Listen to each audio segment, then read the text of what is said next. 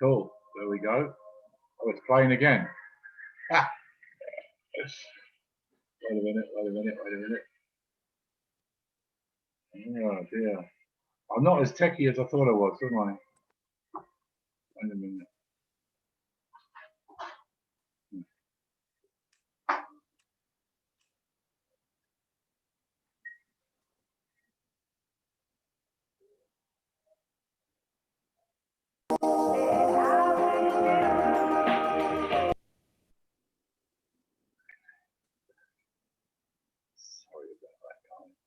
Okay, sorry about that. There we go. So a great intro, live video content there with Doug back in 2018. But you know what I'd like to do is really ask you, Doug, to go back earlier to the beginning. You know what you were doing in your career before coming to Immunotech. What got you attracted, when it was, how the transition happened. You know, can we pick it up from there? Is that okay? Yeah, whatever you'd like, Scott. You know, I have so much respect for this company, the industry at large, but particularly Immunotech, because they just, you know, those of us on this call, obviously, we know what a great company and a great product they are.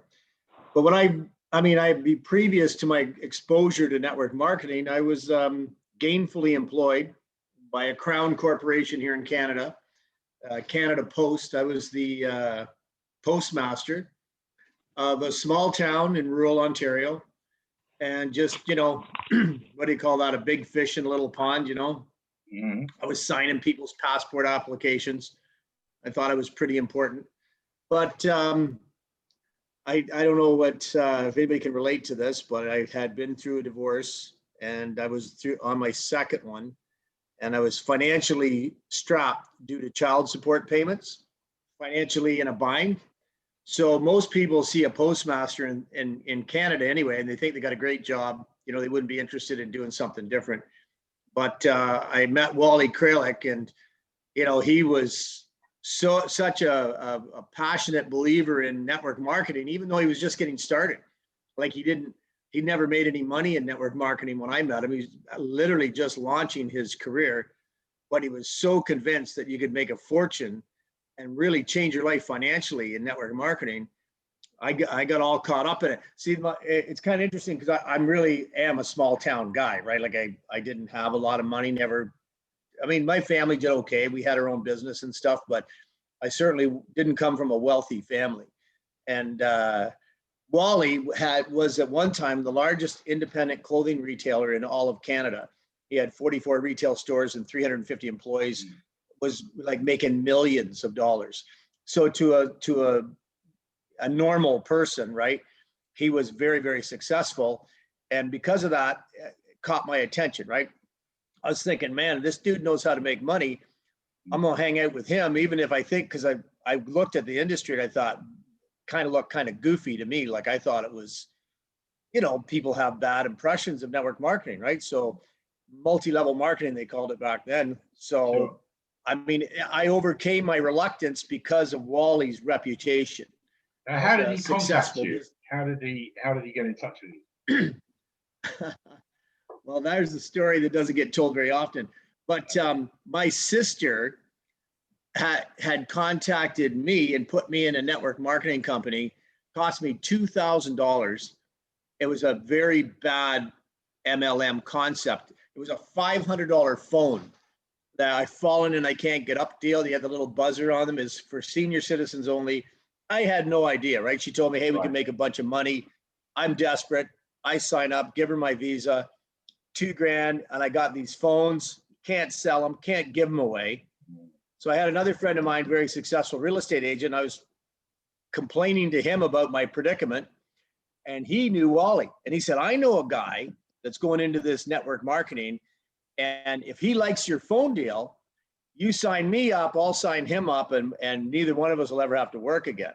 Yeah. So I was like, hey, that's the guy I need to know.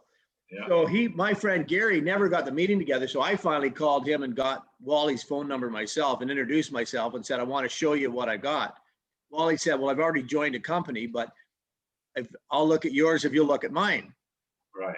So I went down and presented, and Gary came with me, my real estate friend, presented Wally with my idea. And I had my sister on a three-way call, and she's very sharp, very, very good on the phone, very professional. And I think Wally wanted her. So he wanted to recruit her, but I was right in front of him. So I think he thought, well, I'll get this hillbilly, and then maybe I can get his sister roped in later on. Right. So he was pretty aggressive prospecting me, but that's how we met. So at the end of the day, he turned down my deal, and he wasn't in Immunotech yet. Immunotech hadn't even launched at that point. That was like 3 years before Immunotech launched. That was 93. So I joined his deal, and we went on to make, like, I was making 10 to 15 grand a month with that deal. But like so many of those companies, it wasn't really well thought out. Right. It was a little shaky, and eventually we started to taper off. And in 97, and that's when we discovered Immunotech, and we all switched over. So Immunotech was really my second network marketing company, if you don't count the phones. That's how Wally and I met in 1993. What was it about Immunotech that attracted you both? Well, it was the product. It was the professionalism of the product. It was the fact that we've been around the industry a little bit then, and there's good products. I mean, I'm not knocking the industry. The industry is great. Very unusual products that fill a need. But we had never ever seen anything like this. Like, the science. We met Dr. Bonus. We went to Montreal, saw the research. I mean, it was mind-boggling that here was a product that had such clinical evidence behind it that was truly making a difference. We felt this was a product that would build a bridge, between traditional medicine and homeopathic medicine, and because it had such credibility, right? Most of your natural products didn't have the science to back them up. They didn't have any credibility behind them. Just, it's some magic potion, lotion, berry from an exotic island, and it's like the fountain of youth, but there was nobody could explain why it worked. Where here we had one where the science was laid out, 1 + 1 = 2. It was very mathematical and scientific, and very easy to show it to health professionals and catch their attention. Okay, so you started building your business. Do you have any people in your organization currently that were joining you at that time? Yep, absolutely. Quite a few, actually. It's they've stayed the course. I have a lot of people that use the product today that started using the product back in 1997. So it's amazing. That they just the faithfulness to the product, and not everybody, but the people that get it, the people that do understand the value of the product and how it slows down the aging process and strengthens the immune system and helps you, as you get older, to stay stronger, stay more active, stay healthier, have fewer complications. Anybody that got that, man, they are locked in, been taking the product, and will never stop taking the product. So the crazy thing is, I'm collecting money on business that I did in 1997. Wow. I've been collecting it every month. Here we are in 2021. Yeah. Unbelievable. You know what? The thing is, I mean, I only started up taking the product in July of last year, and I've just had my 63rd birthday in January, and I'm doing more. My muscle tone is better than it's ever been. I'm doing like 100 press-ups in the morning, and I mean, really, every day. And I never had the power to do that before. Never had the muscle mass to do that before. So, I mean, you've been on it a long time, but being an older person as I am now, just kind of starting less than a year ago, it's an amazing difference. I mean, are you seeing that with people that come on that are a bit older, or how does that work for you? Yeah. One of the classic stories actually ties back into Wally Kralik again. He put his parents on it when they were 87 and 88. That's when they started the product. Wow. And they were 98 and 99, and neither one of them was taking any medication. His dad, his knees were shot. He was taking a water pill periodically, but they didn't take any pill every day. Like, they didn't have one pill that they took on a daily basis. At 98 and 99, his mom died at 98.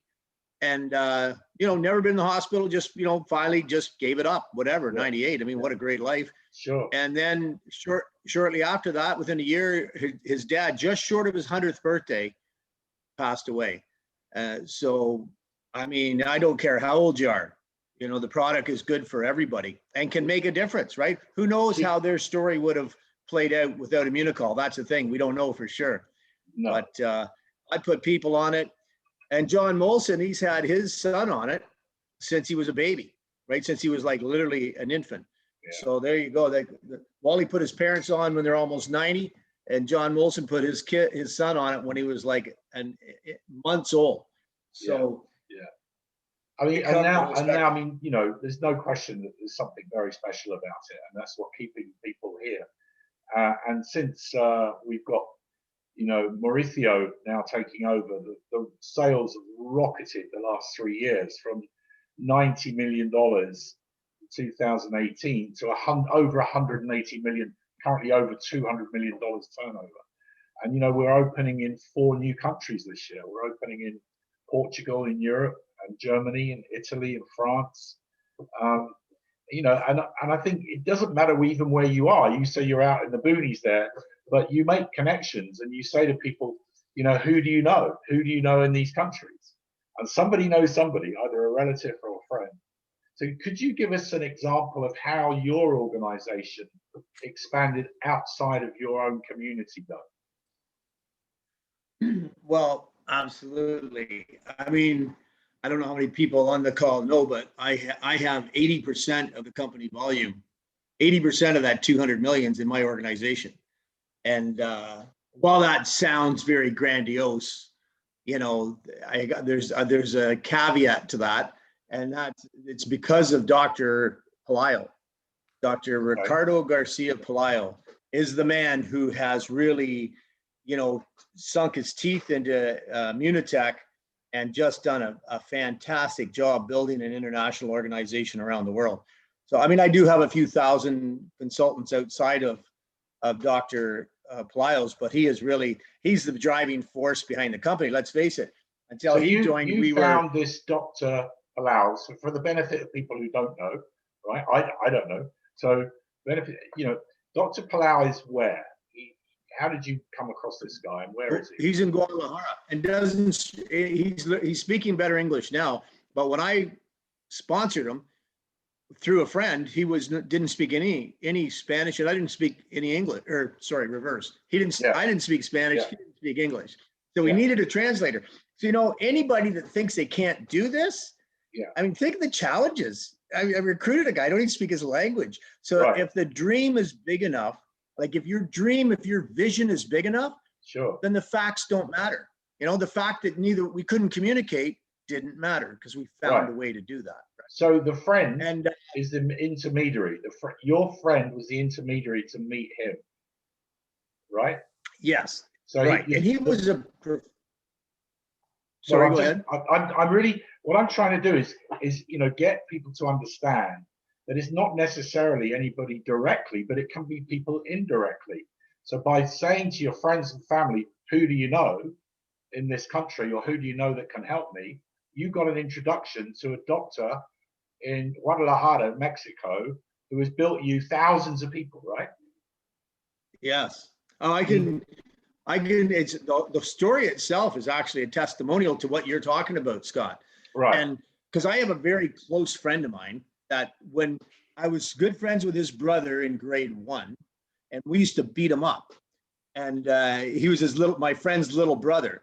Well, he turned out to be 250 pounds of muscle and a tremendous hockey player, and could and actually was like a one of the scrapper hockey guys, like so all the time he used to beat him up. And now here he grows up, and he and I become great friends. He's also a good businessman.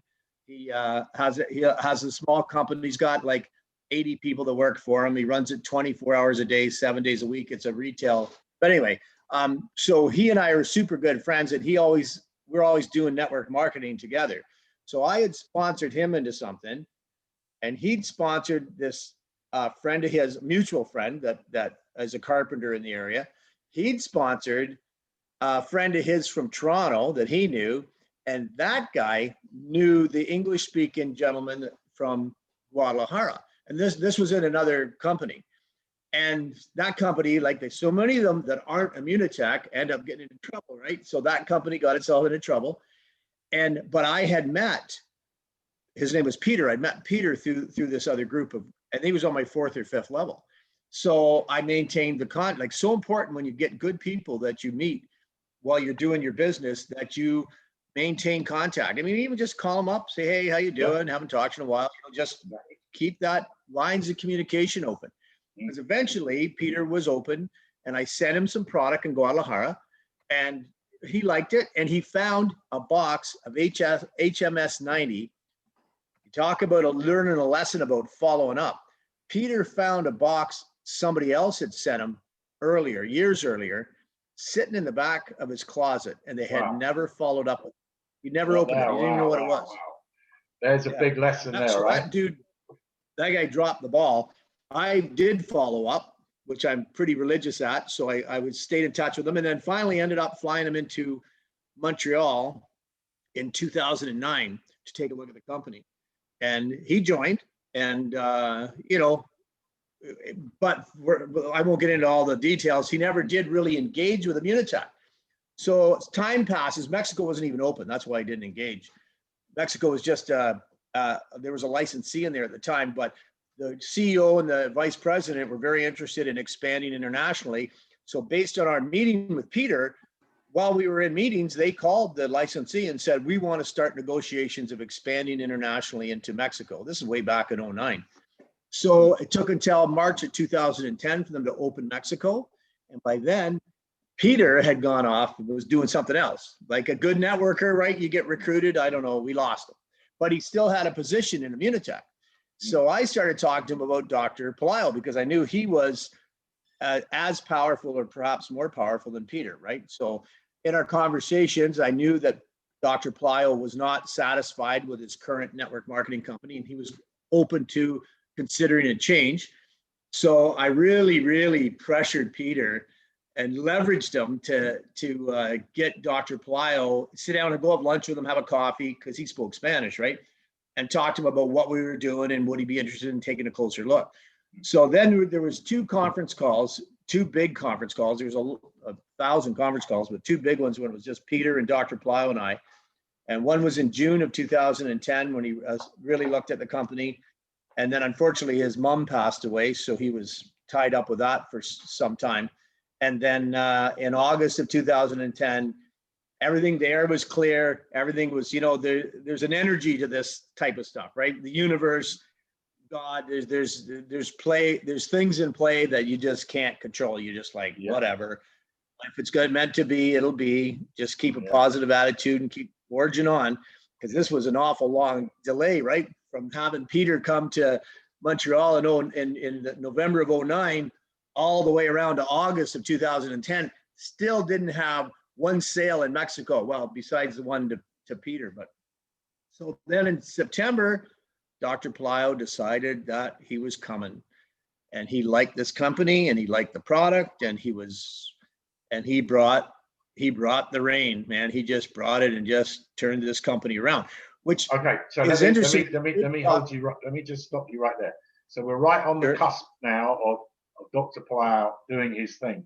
So going back, this is what the message is, guys. It's what I want you to really take from Doug, is that by building those relationships and staying in touch with that person, and with Peter and his contacts, his ability to communicate in Spanish where Doug didn't, this is really interesting stuff. So finding people to help you. Now, if you're thinking of expanding into Europe right now, you want to be starting to think about those connections into the countries we mentioned, right? So you need to find people that speak German, people that speak French, people that speak Italian, people that speak Portuguese. Start to ask questions of the people around you. Who do you know that can speak these languages? Why do you want to know? They're going to say, well, my business is expanding into Europe, and I'm looking to find key people to help me and give them the story that we're doing now. So let me just a little commercial break there for me. But so we've now got Dr. Pelayo set up. The company's open. The license is there. What happens next? Well, the company was not prepared for the volume that, and I mean, I worked with the Hispanic team, the Mexican team before, and they'd put 30,000 people into an opportunity we were in just a very brief period of time. Wow. So I knew how powerful they were. So I spent a lot of time coaching corporate back here in Montreal, like, you guys better get ready, because there's a tidal wave, a tsunami coming here. And they weren't really ready, but hats off to them. This is before Mauricio's time. This is the old management team. They scrambled the fighters and they got the product flown to Mexico, and they satisfied our new consultants, and we started to build and we started to grow. And we only were in Mexico for, till Mauricio took the company over. So a good 7 years anyway, 7-8 years. It was just Mexico was the only country that we had moved into, and it was just a raging success. So now that Mauricio came in, right, because the Dieter Beer and Chuck Roberts were getting elderly, like they're up in their 80s, and they're, their time to retire was on them, and they wanted to do other stuff. So they ended up selling the company to Mauricio, and what a great choice he was for the future of this company. Because Mauricio, of course, as we all know, is an aggressive, brilliant young MLM professional businessman. Is doing everything that we need to really get this thing rolling in all markets. But of course, he took over the management, and he had this exploding Hispanic network. So he did the smart thing. He threw gas on that fire and moved us into other Hispanic speaking countries, like Colombia was the first one we went into, Guatemala, and then of course Peru. So we've exploded throughout a large section. And I mean, people say, well, you speak English, like, why do you even care? And if they weren't on your team, you sure wouldn't care. But I think the story here for all of us that speak English, and maybe I know there's lots on here that speak Spanish. I'm just not one of them. But the story, that what really, if you look at the company itself and where they've gone and what they've done and how powerful they are now, emerging on the scene as a network marketing company, and they have money, right? Because that's what sales create money. And they've done most of it outside of the Anglo market and outside of the Euro market, right? They've done it outside of Spain. They've got some business in Spain. But most of this income that is driving the company to the top and giving them money to spend on programs and expansion and upgrading websites and providing tools for the rest of the consultants to build their business, this is what makes a healthy company. And I've talked to Mauricio many times, and his focus, he wants the Anglo market. He wants to expand, not just the Anglo, but into Euro too, right? But he wants to expand to the US. He wants to really grow in the US and Canada, the UK and Ireland, into Europe. Like, he wants to make this company dynamic all over the world. So for those of us who speak English, and may to a certain extent, I mean, I don't feel this way, obviously, because they're on my team, but you may feel like you kind of miss some of the explosive activity because you didn't speak Spanish. What I would say to you is, hey, your piece of the pie is just being served up here, right? Because we've got the money to support growth in the Anglo market. We've got an owner that's focused on it. So for those of us that are wise enough to see this and to read the signals, we're just going to get better websites and better customer portals, simpler ways to sell the product, which is for the Anglo market. See, some of the differences in the Hispanic markets, I mean, a lot of them are totally business focused. Like, let's slap some more ventures in, which, I mean, I'll be honest, that's the way I used to build back in the day myself. But things that now for Canada anyway, I can only speak for Canada, the US, a little bit for Ireland because I've worked there, in the UK. I mean, most of it's slowed down there, but like, the hype, stick a fork in your fanny, we're all rich, right? Join it, give me your credit card, couple grand, whatever. That stuff's all gone now. But people are still very interested in building a business from home. So we just have to shift, I believe we have to shift our focus a little bit to lead with the product a little more. Say, hey, look, this is really a great product, scientifically proven, like a true life-changing, long-term nutritional product. Because of that, you could make a create yourself a successful business working from home and build yourself a solid residual income. And it might take some time, but we're going to show you, we're going to link arms and team up here and show you how to do that.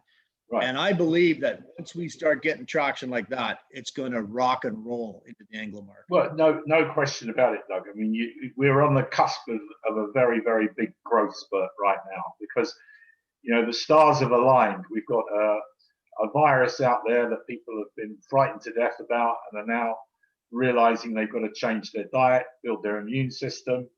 We've got a growing population of elderly here in Europe. We've got the baby boomers born between 46 and 64 represent the largest group in Northern Europe, and they want to stay well. They're not the same as their parents were. They were old at 40 and 50. These guys want to still be skiing and playing games at 70 and 80. So as we move into these other markets, which we're mentioning again is Germany, France, Italy, Portugal, as well as Spain. There's over 200 million people there. I mean, we're talking a massive market, which is the equivalent of the United States, right? So there's that, and the States, as you say, has not even been talked about really. That's another 200 million. So we're launching into a population of around 400 million people by this time next year.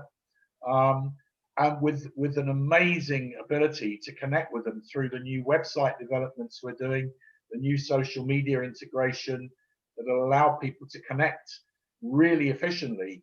And Zoom, like we're on now, I mean, it's now we take it so for granted, but it's a fantastic way to meet with people and train and share this incredible story that we've all been exposed to. So, moving it forward, what would be your advice, Doug, into developing those European markets? You're in Canada. How would you start to make movements into these markets ahead of the actual opening? Because that was the key thing you said. You were there ahead of Mexico. So building these relationships now over the next 3 or 4, 5, 6 months as we open. What would be your takeaway for that? Well, I'm not sure the legalities of getting product into those countries, but I mean, if our new website, they come together with this customer, this easy sell it via the website to a customer, and the sampling says that I don't have any details, but I've heard Mauricio talk about a sampling program that's coming there. So an ability to give somebody a small amount of Immunicol and not have to charge them $100 it is here, or I'm not sure what it is in euros or pounds there, but that give them an opportunity to invest a little bit of money and try the product, and then follow up, right? Because when people get on this product, good things happen. And my own personal target is going to be a younger crowd. Like I know that the 60s and up are easy slam dunk sales, right? For sure. Right. But I'm not sure how many of them are as hungry to build a large business. Whereas if you could convince somebody, like I was 1993, I was 35 when I got started in network marketing. And I had a lot more energy and I was friggin' relentless. So I would love to find somebody like 35 to 45, 2 or 3, 4 new people and start some new blocks of business by linking arms with them. And because, at that age, you see that there's a mortality involved in your life, right? That you've lost some friends, you've lost some parents, grandparents for sure. You're starting to see that, it's and then if a product can be shown to you in such a manner that has concrete evidence that it's going to play a significant role in the outcome of your health as you get older, I think 35 and 40-year-olds will buy into this. I mean, I did. I was in 1996. I was 38. So you had that entrepreneurial flair. You had some experience in networking, going back to when you were that age. So would you say it would be a good thing to target people that are kind of business minded and around sort of mid 30s or so? Would that be a sort of a socioeconomic group that you target? That would be my target, 35 to 45 with some business experience, entrepreneurial. And also, in this day and age, a lot of people know a little bit about network marketing, right? And sometimes it's not good, and you have to be prepared for that. I think one of the biggest things that I do when I'm preparing new consultants, I prepare them, for the resistance that they're going to face, and try and teach them and coach them on how to overcome that and to expect it. Because if you prepare them, I think we lose a lot of good consultants because they're not ready. They're not ready for the ravages of friends and family and trusted ones telling them you're crazy, you're in a scam, that kind of thing. So I try and prepare people for that. What would be your top 3 tips in that respect? Well, you better get a thick skin, because people are going to say no. And they're actually going to say no sometimes in a very hurtful way. It's not going to be a friendly no. It's going to be somebody you love and trust, and they're going to look you right in the face and say, what is wrong with you? Have you lost your mind? And prepare them for the severity of it.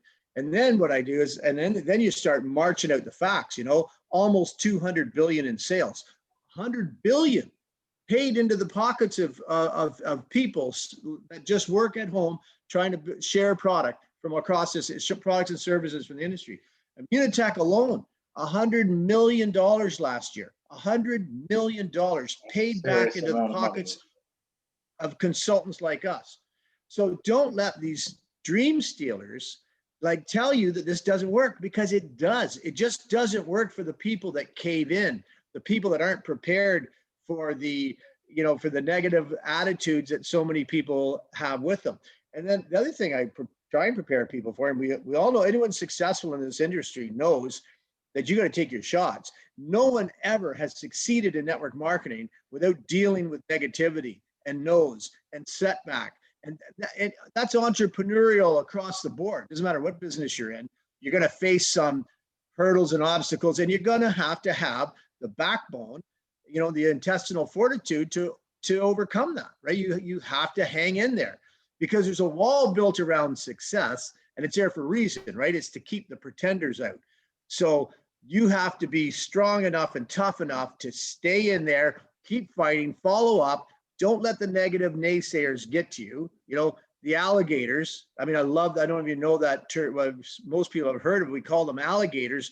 And there's a really good reason we call them alligators, because alligators, for the size of their body, have one of the smallest brains out there. Yeah. And for the size of their body, they have one of the biggest mouths.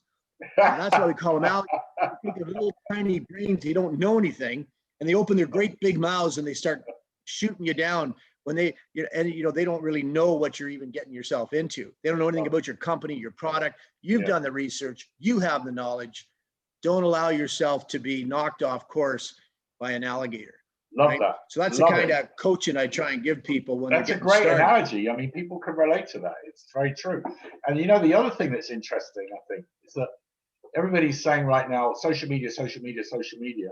But if you ask the majority of people that are successful in networking how they got involved, what do they say?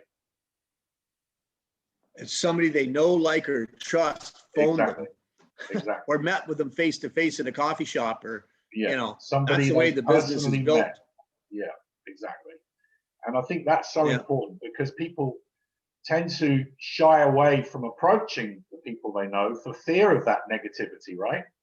But in actual fact, it is the most important thing to harden up your experience and working with, and also by working with your upline. Working with people that have been through that. Would you not say that buddy system is important? Oh, absolutely.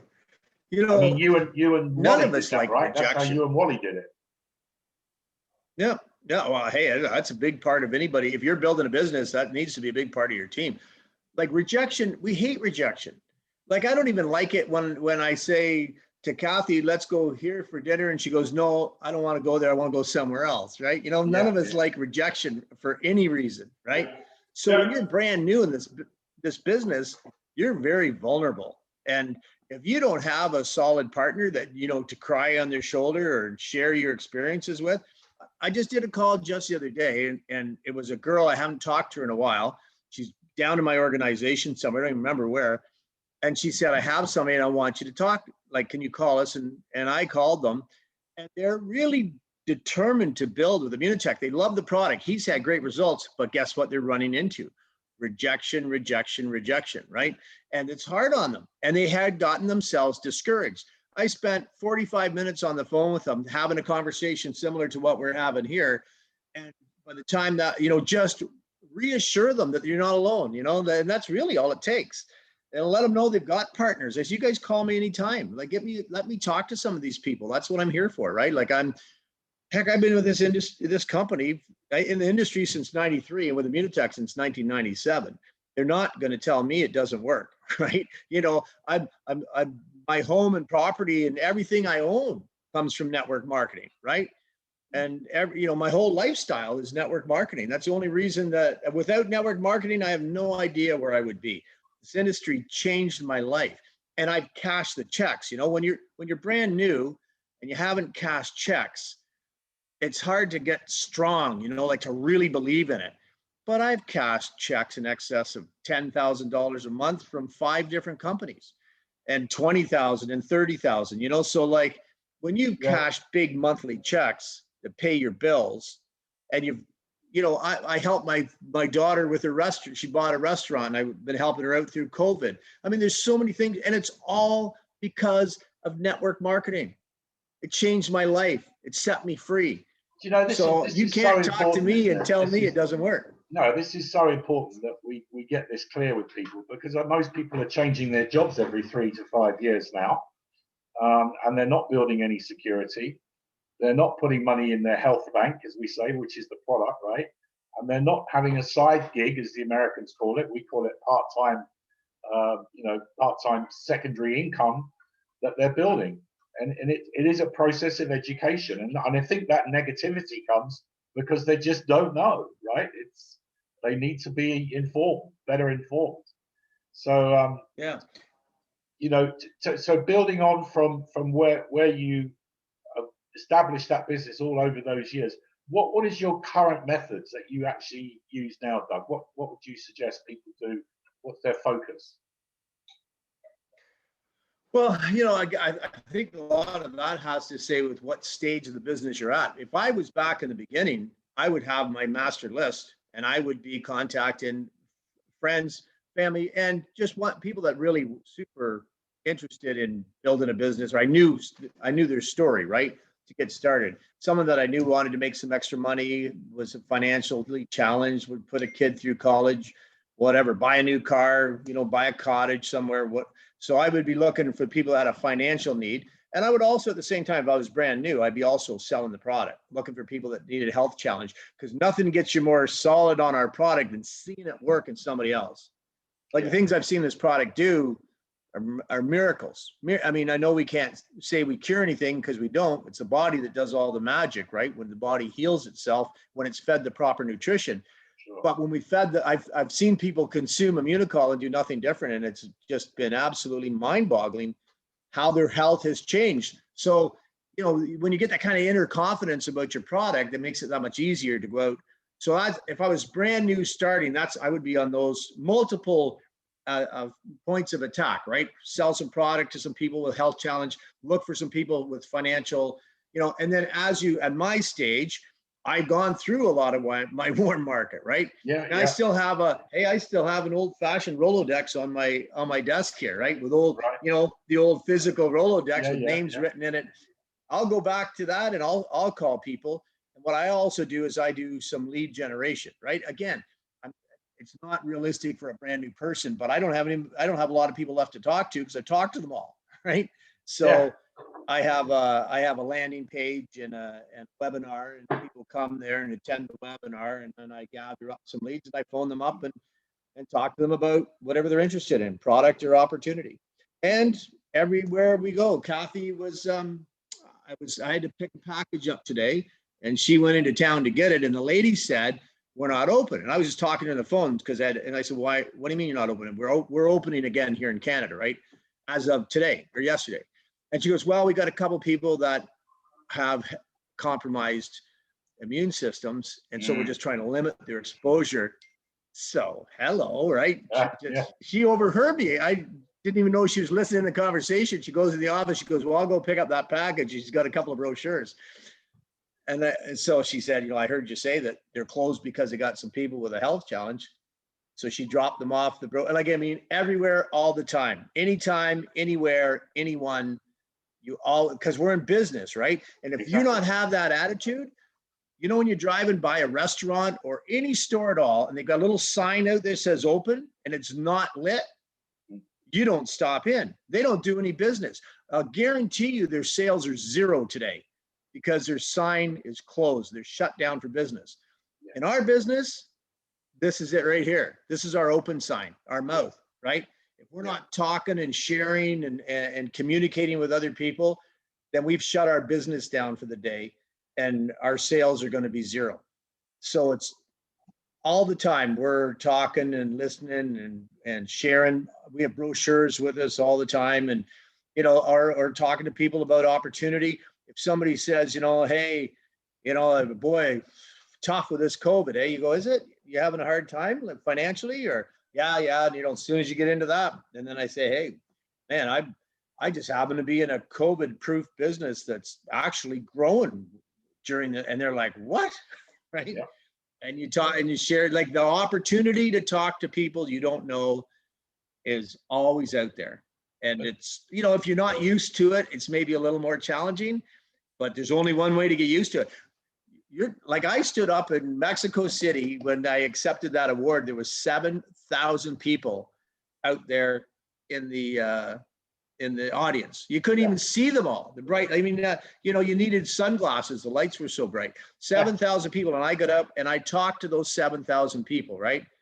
Yeah. And I wasn't even really. I was a little excited. I'll be honest. My heart was maybe beating a little faster because 7,000 people is a big deal, right? There's a lot of people there. Yeah. But when I started in network marketing in 1993, I had to get up and tell my very first story in front of a room of maybe 15 or 20 people. And I thought I was going to have a freaking heart attack. I mean, I was coming apart at the seams. I mean, there's like 15, 20 people. I knew half of them, right? My hands were sweaty. My heart's thumping in my chest. I mean, I was terrified. So how did I go from there to getting up in front of 7? It's just do it. Yeah. Just do it. If you get an opportunity to tell your story, tell it. If you're at a little meeting somewhere when COVID goes away, and hopefully we can have meetings again, get up and take that challenge on. Get up and stand up in front of people. Tell your personal product story with Immunotech, or tell a story about someone that had good results, or a financial story, whatever. But get engaged, start participating in what you want to be, a leader and become a serious and successful consultant with Immunotech. Just start to grow. It's that, there's Holton Buggs used to say that network marketing is a personal development course masquerading as a business, as a home-based business. Exactly. And it really can be that because, I've grown so much as an individual. Like that guy in 93, you told him he could get up in front of 7,000 people and talk. Did that Doug Macnab would have said, no freaking way, not on your life will I ever be on stage in front of thousands of people. Yeah, absolutely. But here I am. Wow. I don't even know how it happened. I know. And it is amazing. It's so, not only from the health point of view of the product, but the business opportunity and the personal development. I mean, it's an amazing combination of those three parts, isn't it? Absolutely. And you could be with any network marketing company, you could be with any product. I'm here with this company because I believe that this product is better than every other product out there. I mean, the compensation plans kind of overlap. I'm here to build a business, right? So I could just pick any product. I could be doing skincare or whatever, but this product's real. And I need to put my head on my pillow at night. I need to know I did some good every day. And I've seen what this product can do. I mean, thanks to my efforts of bringing in Dr. Plow and stuff, there's thousands and thousands of people that use this product every single day around the world. That ought to get me into heaven if nothing else, right? You know what I mean? Sure. And what a gift. And everybody has the same gift to share with people as much as they want. So I'm here with this company because of the product, and I'm building a business, and I'm building a business because I believe that we can really change the world if we all work together here. And I also believe, like Eric Worre says, this is just a better way. This is just a better way to live your life, network marketing.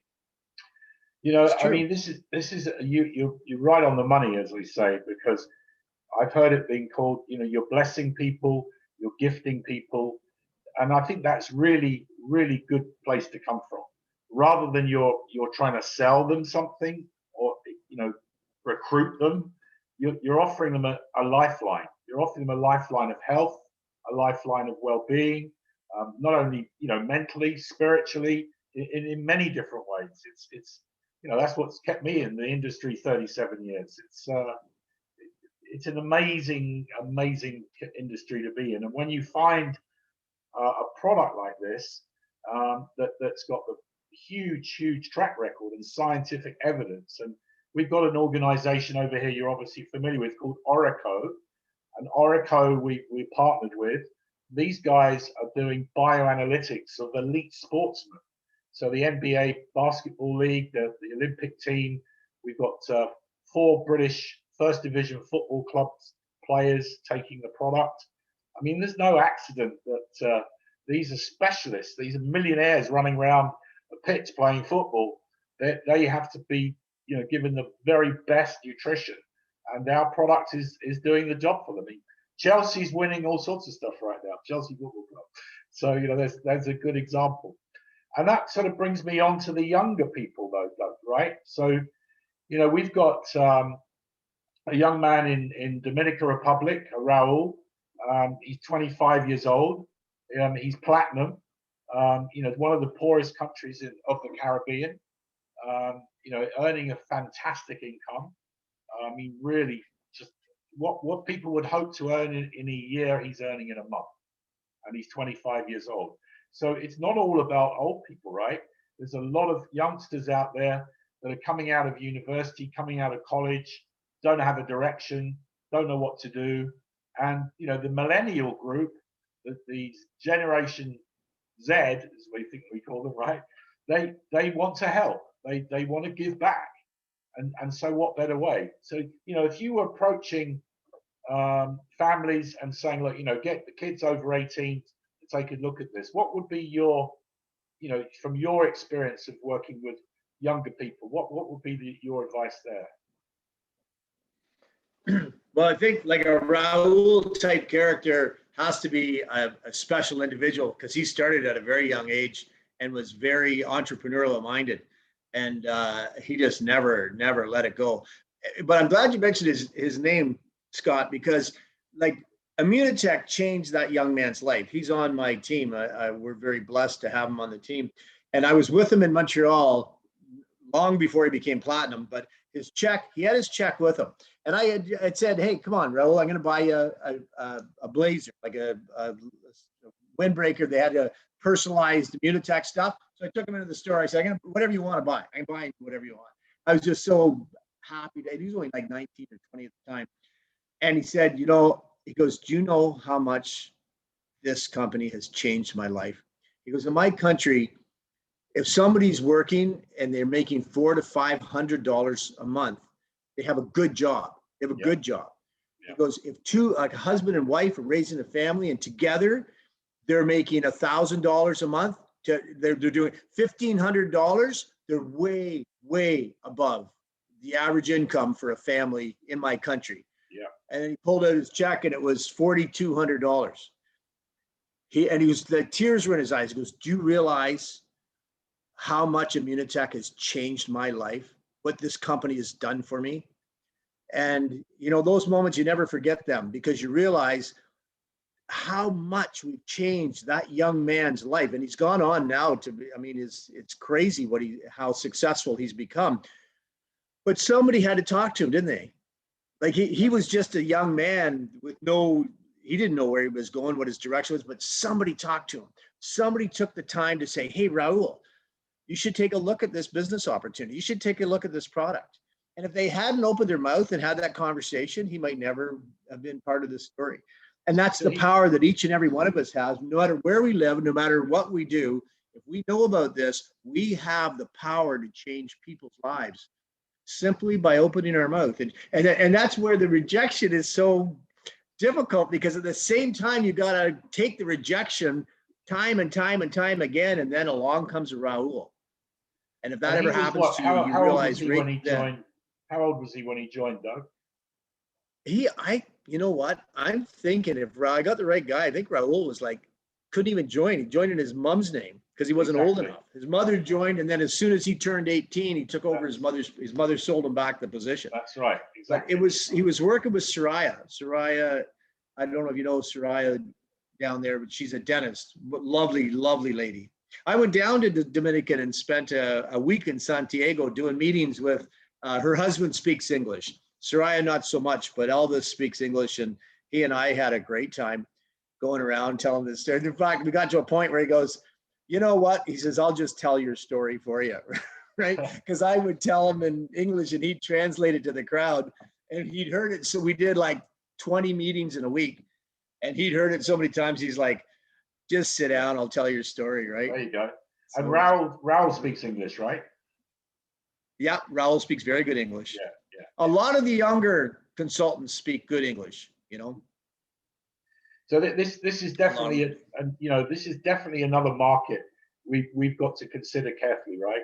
The 18 to 35 group, as you said earlier, hungry young business men and women that want to make a difference, and give them the right tools, and let's let them get at it, right? I mean, that's the best thing to do, isn't it? Yeah, where you guys are, man, that the whole Portugal, Germany, France, Italy. I mean, I don't know if I could sleep at night if I was over there. I'd be just racking my brain, some way to crack into those markets. Incredible. There's so many questions. The questions you can ask: who do you know that needs our product? Who do you know that's tired, sick, worried about their immune system? Who do you know that needs extra income? We kind of thing over here. They're furloughed right now, so they're on 80% of their working salary. If they've been laid off in the hotel industry and retail, these guys they're not getting their full income. Who do you know that speaks Italian? Who do you know that speaks German? You've got so many who do you knows that you can ask people that spikes them to ask, well, why do you want to know that, right? Yeah, it's if this COVID thing backs off, it might be time for a road trip. I think we want you over here. I did that tour as a young man. We want your wisdom over here, sir. And you're part of our Commonwealth, so you're welcome anytime. Yeah. I backpacked through those countries when I was a teenager. I'd like to go back today and talk to some people about Immunotech. Exactly. And English is the second language of the whole of Europe. I mean, everybody speaks English in Europe, really. So, and you talked about the legalities. Well, we have a thing called the European Union. So any country that's a member of that union means that the product is automatically authorized for sale there. Okay. So you may not be able to recruit consultants right away, but you can certainly have customers. Okay. And right now we're shipping into the UK, Ireland, and Spain. And the next country we'll be opening is going to be Portugal, which is coming up this summer, where you'll be able to have consultants and customers, and we will ship directly to them. The other countries that are coming in, we mentioned briefly, France, Germany, Italy, that will be for customer status only initially. And then later once we've got the legislation done, you'll be able to make them consultants. But right now, you can have people on an address in Spain, in England, in Ireland, and any one of those countries can ship products themselves privately to people in those countries. Okay, quite legally. You can do that. Yeah, it's legal to do it. It's just that the company won't ship direct. So let's say you have a distributor in Ireland, and they find someone in Germany. The product will come to them in Ireland, and then they'd have to ship it at their expense to somebody in Germany. but we're not talking about volume, right? We're talking about, as you said, sampling. We're talking about getting people used to it, getting ready for it, and building up that bank of people. So on day one, when we launch, you've got as you say, a little mini tsunami of your own of customers ready to be, buying product and volume. So you hit the ground running. That's what I'm saying. So do you know that you don't have the timelines? Well, No we have the timelines timeline, yet? not exact, but we're looking at the summertime for Portugal, and we're probably looking at the last quarter of this year for Germany, Italy, and France. Okay, but there's nothing been announced formally yet, but that's the kind of way we're working. But Portugal and Spain are obviously right next door to each other, so that's very, very easy. You get the Spanish that are now working, from the Latinos in South America to the Spanish nationals here. And by the way, London, the southeast of England, is full of every nationality from all over the world. You've got contacts here that are now fluent in English, that have got connections back to their home countries. I mean, we've got, I think, probably the most active group currently in the UK are Hispanic, and they've come via South America and Spain. So these people have already done what you and I are talking about, how you built your business into Mexico. These guys are following that same recipe and expanding their business into Europe by simply asking their family, friends, who do you know? Who do you know? Who do you know? Doug, we've done an hour, man, and I'm so happy to have connected with you tonight. It's first class meeting.